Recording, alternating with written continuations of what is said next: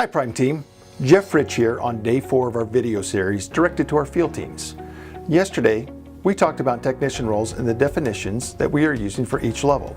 I would like to thank all of you that submitted feedback from yesterday's video, and for those that responded with a secret phrase, you have been entered into a drawing to win a prize. Today, we'll be talking about our technician framework. After hearing yesterday about the new levels of technicians, I hope you're all thinking, what does it take to get to the next level as a technician at Prime? Our framework is the consistent structure that we will use to get everyone clear around expectations. It is the pillars of what's important to perform and grow as a well-rounded Prime technician. Prime's framework is made up of 4 main areas: site etiquette, communication, project execution, and cabling skills. For each of these categories, there will be a rating of exceeds expectations, meets expectations, or does not meet expectation. The scale for scoring these are exceeds is worth 3 points, meets is worth 2 points, and does not meet is worth 1 point. I will talk more specifically about each of those in just a moment, but think of this as the wheels on a car. A smooth ride requires 4 well-balanced tires. If one or more of those tires start to lose air, it impacts the performance of the entire vehicle. And if just one of those tires goes flat, well, you're not going anywhere. In the same way, it's very important as a Prime technician that you are performing and developing in each of those 4 key areas. Moving forward, we will be providing you with regular feedback regarding how you're currently performing in each of these areas, but even more importantly, we will be providing more communication and training with how to improve. I will share more about that in tomorrow's video. So let's talk specifically about each of the 4 main areas of our technician framework. The first category is site etiquette. Site etiquette is the on-site behavior of the team, compliance with all regulations such as using a containment cart, understanding and working within the protocol of the site, such as a hospital versus new construction, and following specific site requirements. Above ceiling permits, badging are some examples.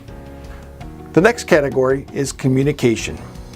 Communication is made up of regular and timely updates to the office, updates to the customer or site, such as areas that we'll be working in and the scope of the work that we'll be doing while on site. It's communicating with technicians working on site throughout the entire project so they understand what is expected, and the ability to be effective in conflict management. Today's secret phrase is, I am part of the Prime family. The third category is project execution.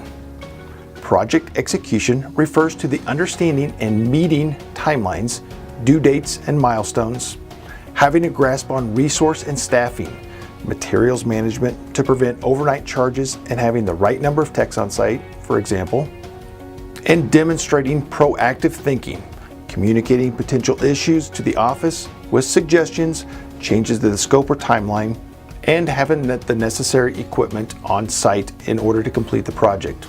Example could be testers. The final category is cabling skills, or what is often referred to in the office as cabling 101.